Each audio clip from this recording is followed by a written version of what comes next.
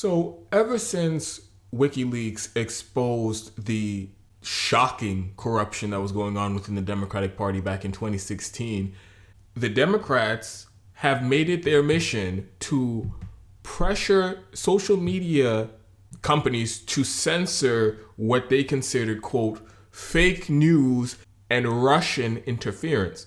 And what has been crystal clear over the last 4 years, the Democratic Party and what social media companies like Facebook and Twitter and what Google considers to be fake news and Russian interference is just anyone who goes against the official narrative of the Party and the mainstream media on any given issue. Just look at the targets of this censorship. Thousands of Facebook deleted thousands of pages from different people in independent media groups talking about Palestinian rights and calling out the Israeli occupation of Palestinian territory and the genocide that they're conducting in Gaza and the West Bank. Those groups and people who talk about that issue, they're always the target of some form of censorship or just outright being deleted on these platforms. Anti-war activists, also the target of the censorship, something that a lot of people seem to conveniently forget in this current climate. Facebook deleted hundreds, possibly even thousands of pages where civilians, regular people, people in independent media were reporting and commenting and publishing hundreds, even thousands of cases of instances of police brutality and police using excessive force. Some of those pages had hundreds of thousands of followers. Facebook just deleted it, said it's fake news, and that was the end of the discussion.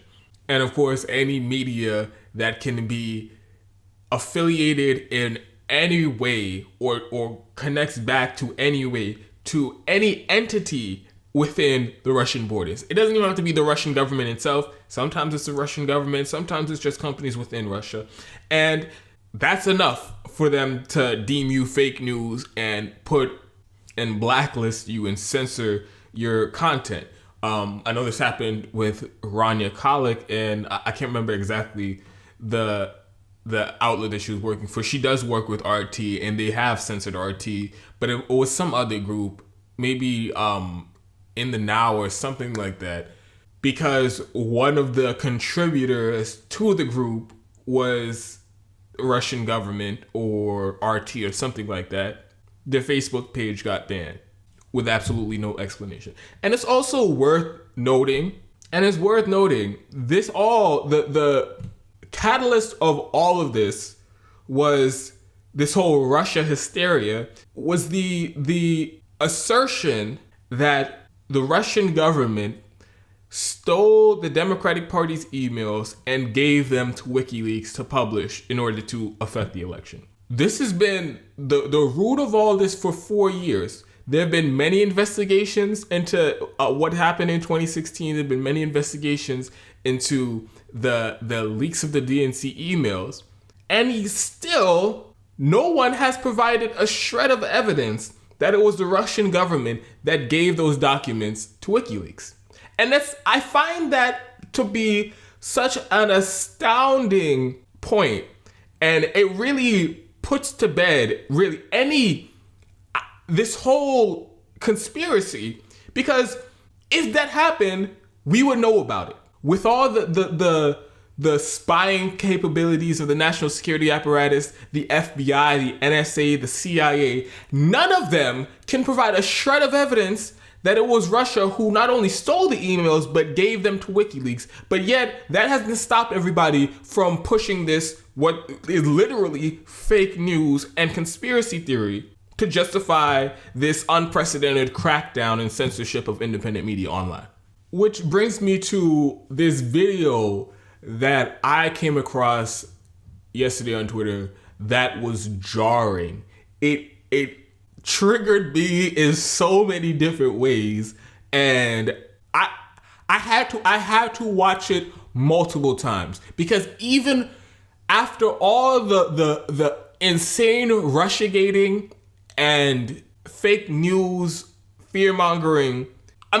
Maybe I'm naive, but I'm still shocked at how brazen they are in just their propaganda and their assault on journalism and free speech. So Reuters did this piece, and they should be so fucking ashamed of themselves for doing this. Anybody who worked on this and calls themselves a journalist should be ashamed. This is about 2 minutes. They talked to I don't know if it's an executive at Facebook, but he's a senior official at Facebook, and he was in charge of a team that was part of this latest round of crackdown on independent media for having ties to Russia. And it is really shocking. So it's about a 2-minute clip, and you really need to watch this whole thing. I know a lot of you have seen a bunch of craziness about this Russia fear-mongering and fake news and all of that on social media over the last 4 years, but this really stands out as one of the worst instances I've seen yet. Facebook on Tuesday said it has taken down a Russian influence campaign that posed as an independent news outlet targeting progressive voters in the United States and Britain by recruiting freelance journalists to write about domestic politics. The company said the operation centered around a pseudo-media organization called Peace Data. Its so-called contributors were mostly unwitting freelance journalists in the United States and Britain. The writing it featured partly focused on U.S. politics and racial tensions in the run-up to the November 3rd presidential election. Their goal here, from what we can see, is the same as goals we've seen from Russian actors in the past. They're trying to drive division, they're trying to inflame tensions, and they're trying to undermine trust in the electoral process. Facebook's head of cybersecurity policy, Nathaniel Gleicher, told Reuters on Tuesday the company is removing what they call a network of coordinated inauthentic behavior. I think two of the most striking points about this network and this takedown are, one, we see these actors continuing to try to target public debate ahead of the US 2020 elections, and two, they're not having a lot of success. Gleicher said his team acted on information provided by the FBI and suspended the accounts before they gathered a large online following. Only 14,000 people followed one or more of the suspended accounts. The website published over 700 articles in English and Arabic between February and August this year and operated 13 Facebook accounts and 2 pages, which were set up in May and suspended on Monday for using fake identities. Facebook said its investigation found links to the Russian Internet Research Agency, a St. Petersburg-based company which U.S. intelligence officials say was central to Russian efforts to sway the 2016 presidential election. Moscow has denied those allegations and says it does not interfere in the domestic politics of other countries.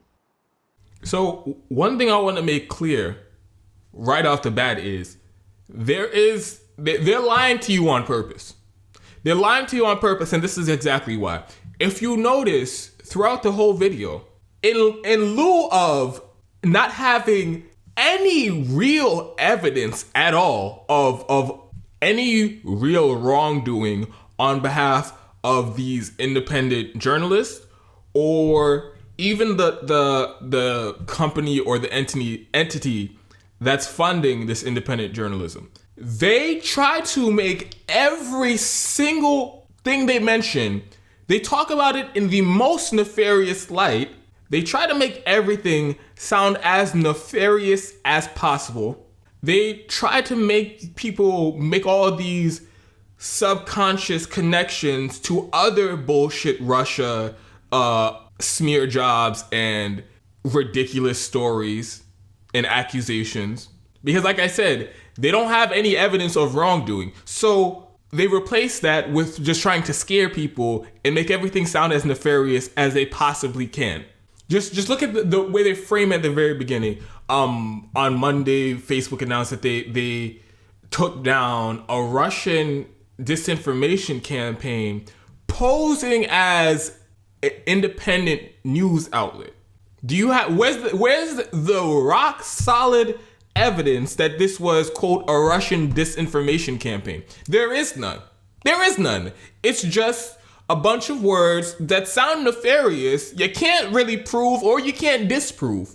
And they say they're posing as independent news outlet. Why aren't they just an independent news outlet? Are they actually paying independent journalists to report on different news stories that are happening in these different countries? Yes, they are. So by definition, they're just an independent news outlet. This whole posing as that's just your conjecture. And you have no proof that they're posing as anything. You have no proof that this is actually a, quote, Russian disinformation campaign. That's just your conjecture, and you're imposing it on the audience as if it's fact. And then it says its so-called contributors were mostly unwitting freelance journalists. What the see, this is what I'm talking about. So-called contributors? No, they are actual contributors because they were paid to produce content. They produced that content, and that content was published. Therefore, they are contributors. What is this so-called contributors? All this innuendo and indirect language, like I said, to make everything sound as nefarious as possible. They were unwitting journalists. They had no idea what was going on. So that means they were just doing journalism. That's what that means. They even say it right there. Their work was reporting on events and news stories that were happening leading up to the run-up of the 2020 election. Every single news outlet that covers anything that's going on in the United States is covering events that lead up to the election, because that's just what the news cycle is. So again, because it's Russia, and not even because it's funded by some entity within the Russian borders, it is automatically more nefarious than when the BBC is reporting on events leading up to the 2020 election. It's more nefarious than when Al Jazeera is reporting on events leading up to the because it's, like I said, from an entity within the Russian borders. Be afraid, be very afraid, and it's nefarious by definition. This is red baiting. This is McCarthyite smears. This is what we're doing now. I mean, this is not what we're doing. This is what we've been doing for 4 years. And this has become so ingrained in the mainstream media that nobody even bats an eyelash at the shit anymore. And then they cut to I don't know, like I said, I don't know if he's an executive or just some high level official at Facebook who is in charge of this takedown. And like I said at the very beginning, they're lying to you on purpose, because if they had any evidence of actual wrongdoing, that would be the opening, right? That would be the lead. You wouldn't bury that lead, right? But instead, what are his exact words when he starts talking about this? Their goal here, from what we can see, is the same goal that we've seen from Russia in the past. Hold up. Their goal? How do you know what their goal is? That's what I'm saying. It's a bunch of innuendo and speculation and conspiracy, but there is no proof. Show me the proof what their goal is. Show it to me. Because what you described up to this point is journalism. They're doing journalism. But again, their conjecture is they have some nefarious goal, so that's what they're going to focus on. And this is really a new development in the last few years. Because now, instead of the main focus of analyzing a piece of journalism or analyzing independent media or whatever it is, if not that, what are they saying? Is it true? Is it verifiable? Is it their honest interpretation of events? Are they misleading the audience? That doesn't matter. Now the only thing that matters is your goal. What's your goal? And like I said, that's not something that you can almost ever really verify unless a person just comes out and tells you, hey, this is my goal. I'm doing this because I want X, Y, and Z to happen. If like they're saying, this is independent contractors, independent journalists writing about events that are happening within their country, why can't we just take it at face value? And I'm not, of course, there is when you're doing analysis of news from anywhere, you want to, part of it is you to judge the veracity of it, you want to know if they have ulterior motives. Well, that's just to judge whether or not they have a conflict of interest or they have some sort of bias or whatever. But their, quote, goals doesn't change the fact that what they're doing is journalism. It just changes how much you probably choose to believe what they're saying. Or if you if you come to the conclusion that they may have some sort of bias or whatever. But this whole, let's focus on their goals, that doesn't take away the fact that from what they're doing is journalism. They're going out and reporting on events that are happening. By definition, that's journalism, not some Russian disinformation campaign. They're trying to sow division and they're trying to undermine the electoral process. Like, I hate when people just repeat this, because what does that even mean? What does that, they're trying to sow division. Are you saying, bar this independent news outlet, there would be no division in the United States? We would all be getting along just fine if it wasn't for the Russians reporting on stories that are happening in the United States. They're sowing this division, guys. They're the source of all this chaos. Like, what point are you actually trying to make there? And they're trying to interfere with the election. Like, they're really saying, we should be afraid of journalism. We should be afraid of people putting out their opinions because it's going to interfere with the election. Like, look how broad they've allowed this definition of, quote, electoral interference to be. It basically encompasses everything and anything up into, including just commenting on events that are happening in the United States before an election. That's considered election interference now. And it's rich that this level of hysteria and fear-mongering about interfering with elections is coming from journalists and people within the United States, when we interfere with other countries' elections more than anyone else. And I'm not talking about publishing controversial articles. I'm not talking about doing journalism within their country on current events. We literally, the CIA was created to covertly and overtly undermine democracies in other countries, to rig elections, to, in some cases, assassinate presidents and impose dictatorships that are friendly to U.S. interests, overthrowing entire democratically elected government. We've done this dozens of times, and in like cases like Iraq and in Yemen or in Libya, we will outright go to war and do overt military actions to overthrow the government. So none of these people will call out the U.S. government when we just outright violate international law and all our own domestic laws to control the going-ons of other countries. But God forbid, an entity within the Russian border pays independent journalists in the United States, which, by the way, look how they've made that out to be such a nefarious action. Independent journalists in this country are desperate for funding. They don't have mountains of cash thrown at them like corporate media to do a bunch of bullshit stories.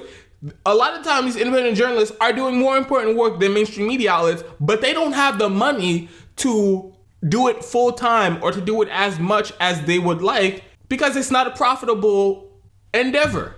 And Reuters, a so-called news outlet, which is really turned into just propaganda for the U.S. establishment and the powers that be, is going to go around and make it seem like people funding independent journalists who are doing important work. The work of independent journalism is important and it is necessary. They're going to turn around and spin it and make it seem as nefarious as they possibly can and call it election interference. And like I said, be hush mouth when it comes to real interference into the going-ons of other countries, like how we do in the United States, like how we rigged the elections in Haiti. And we've rigged elections, just outright changed votes in many other countries around the world.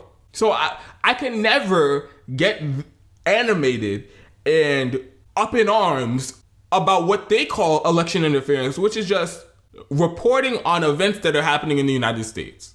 And then a weird part for me was he even admits that they're not having a lot of success. The network that they banned from Facebook had about 14,000 followers. So all of this hullabaloo, I can't even think of a better word for it than this. All of this excitement over an independent news outlet that has about 14,000 followers? Are you serious? Even if you were going after, quote, disinformation campaigns, misinformation campaigns on your platform that are, quote, that are potentially dangerous, why is this your top priority? There are bigger entities that do worse misinformation, so why aren't they the ire of your focus? Oh, it's because those are the approved fake news outlets like CNN and MSNBC. Oh, whatever they say is true because they're, quote, authoritative news sources. So we won't even look their way when they're doing a bunch of fake news and bullshit articles and misleading the American public. We won't even look their way. We won't even try to censor them. And damn sure not even having a discussion about taking them off the platform. When it's them lying to get us into war, or them lying about corruption and the influence of money in politics and the corporate capture of our government. Oh, no. That type of misinformation, we don't need to talk about that. We don't even need to do any real censoring of that. No, because like I said, those are the authoritative news sources. But the ones that have 14,000 followers, we need to focus on them. And like I said at the beginning, it's not an accident. It's because those are the ones who buck the official narrative from the mainstream media and from the political establishment. So that's why they draw the ire of social media giants like Facebook, because they take orders from the government. Like he says, just right after that, this Reuters reporter is saying that all of this was initiated by information given to Facebook by the FBI. Are you kidding me? Are you kidding me?